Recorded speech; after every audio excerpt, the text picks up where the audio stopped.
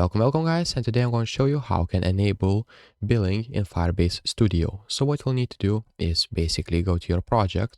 So I have this project right here. Click on this gear icon and go to the usage and billing. And right here, if you go to the details and settings, you'll see your Firebase billing plan. So it is right now Spark no cost. So you can modify the plan and basically you can go with pay as you go Blaze plan or no cost Spark plan. So select the base plan.